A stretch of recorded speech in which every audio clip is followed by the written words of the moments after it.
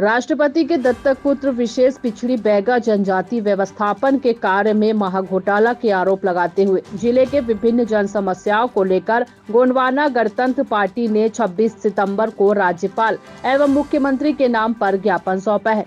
लोरमी वनांचल क्षेत्र के बैगा आदिवासियों जिला मुख्यालय पहुंचकर लगभग 2 करोड़ 41 लाख रुपए के घोटाले का आरोप लगाते हुए ज्ञापन में प्रशासन द्वारा किसी प्रकार की कोई कार्यवाही नहीं की गई है। गोंडवाना गणतंत्र पार्टी का आरोप है कि अचानक मार टाइगर रिजर्व के ग्राम जल्दा को कक्ष क्रमांक 550 क्षेत्रफल 148 हेक्टेयर कथमुड़ा में 74 बैगा परिवार के लिए विस्थापन का कार्य किया गया है, जिसमें प्रत्येक परिवार को 5 एकड़ कृषि योग्य भूमि, 850 वर्ग फीट में मकान, 5D में बाड़ी सिंचाई की सुविधा, सीसी रोड, अस्पताल के लिए प्रत्येक बैगा परिवार को 10 लाख रुपए की दर से 7 करोड़ 40 लाख रुपए दिया गया था, जिसमें कृषि भूमि योग्य सिंचित भूमि, मकान में सीढ़ी, बाथरूम, किचन, प्लेटफॉर्म पर से पानी रोकने के लिए बड़ी पेयजल, अस्पताल आदि का कार्य नहीं कर फर्जी वाउचर बनाकर लगभग 2 करोड़ 40 लाख रुपए का गबन करने का एसडीओपी कोटा मुक्ति तिर्की के द्वारा की गई जांच में गबन प्रमाणित किया गया है, जिसे माननीय उच्च न्यायालय में शासन के द्वारा याचिका क्रमांक 5138/2011 सत्यनारायण बनाम छत्तीसगढ़ शासन में पेश किया गया है। जांच रिपोर्ट दिनांक 18 नवंबर 2011 के अनुसार वन विभाग के अधिकारी रेंजर विजय वर्मा, सागर सिंह एवं उसके सदस्य सत्यनारायण कश्यप एवं अन्य के विरुद्ध आज तक पुलिस ने अपराध पंजीबद्ध नहीं किया है। गोंडवाना गणतंत्र पार्टी जिंदाबाद जिंदाबाद जिंदाबाद गोंडवाना गणतंत्र पार्टी जिंदाबाद जिंदाबाद। हमारे राष्ट्रीय प्रवक्ता जी ने पहले ही आपको बताया कि जिस तरीके से जो अचानक मार टाइगर रिजर्व जो एरिया है और जिस तरीके से विस्थापन का जो दर्द वहाँ के लोग झेल रहे हैं, लेकिन इतने वर्षों के बाद आज भी जो आरोपी हैं उन पर किसी भी तरह की कार्रवाई नहीं हुई है।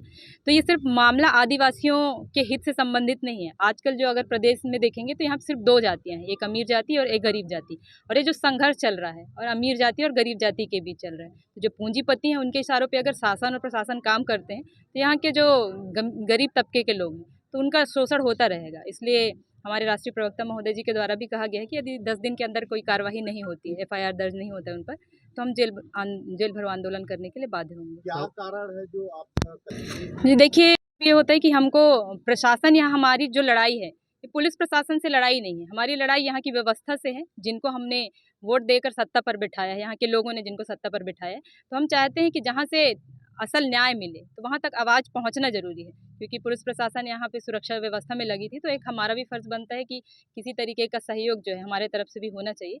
हमारी लड़ाई पुलिस प्रशासन से नहीं है। तो इस तरीके से हम लोगों ने एक सांकेतिक जो आंदोलन था, तो आज का जो आंदोलन है इसी तरीके से हमने ज्ञापन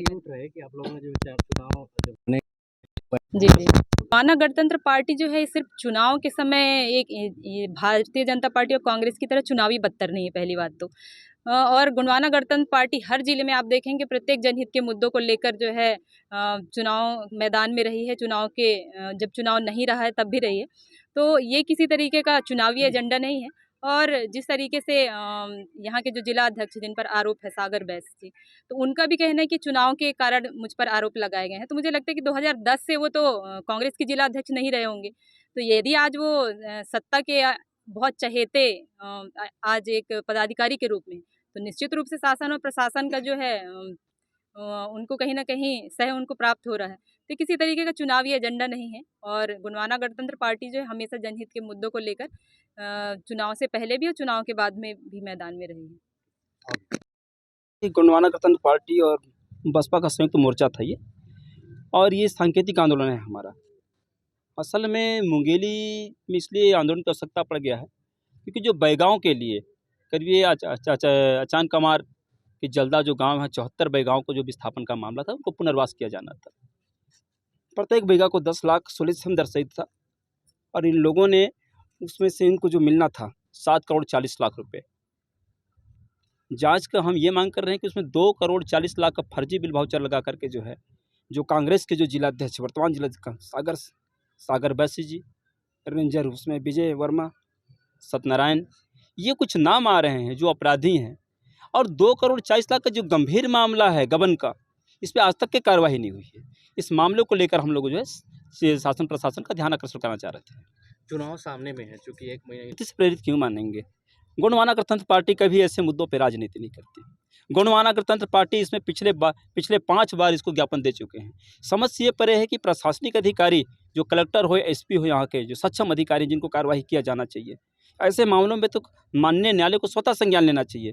लेकिन शासन सत्ता में क्या है, हम तो सीधा कहते हैं कि सत्ता का दखल आज तमाम जगहों पे रहे हैं। कोई आज सत्ता के खिलाफ, कांग्रेस सरकार के खिलाफ बोल नहीं पा रहा है। कल ही ऐलान हुआ है बसपा। आप ये मान लें कि हम जो है मुद्दों को शुरुआत को लेकर जो है गोंडवाना गणतंत्र पार्टी मुंगेली से शुरुआत की है, और मुंगेली क्षेत्र में आस पास में बसपा और गोंडवाना गणतंत्र पार्टी के अच्छे उची रहे हैं। अच्छे मुद्दों को, बेहतरीन मुद्दों के साथ और अच्छे मैनिफेस्टो के साथ हम जो है छत्तीसगढ़ के हित को लेकर जो है गोंडवाना गणतंत्र पार्टी मैदान पर उतरेगा। प्रशासन की ओर से अभी तक कोई आश्वासन नहीं है। उन्होंने कहा है हम जांच करेंगे। हमने ज़रूर कहा है कि यदि 10 दिनों के भीतर यदि आप FIR नहीं करते हैं तो जेल भरो आंदोलन गोंडवाना गणतंत्र पार्टी करने को बाध्य होगी। आप भी है, मतलब बसपा ने जैसा कि आपको पता है, पिछले दिनों गोंडवाना गणतंत्र पार्टी और बहुजन समाज पार्टी के नेताओं ने यहाँ पर गठबंधन की घोषणा की, गठबंधन का ऐलान किया।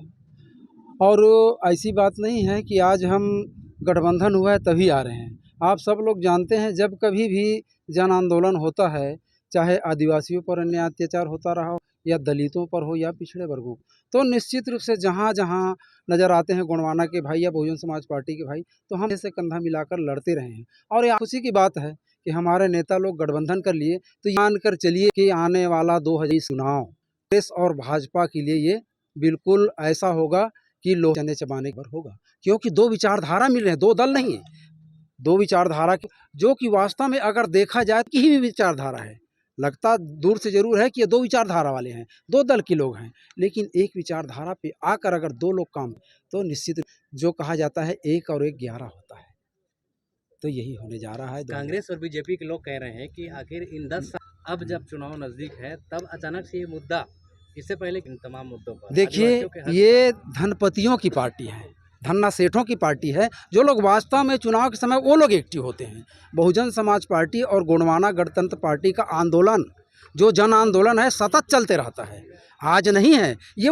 चूँकि वो लोग आते हैं ना, तो उनको ऐसा लगता है, कहावत है छत्तीसगढ़ी, सावन के अंधेरा ला हरियरे हरियर। तो जितना समय आता है उतना समय उनको पता लगता है। बाकी हमारा आंदोलन तो सतत चलते रहता है, अनवरत चलते रहता है। आता है उतना समय उनको पता लगता है। बाकी हमारा आंदोलन तो सतत चलते रहता है, अनवरत चलते रहता है।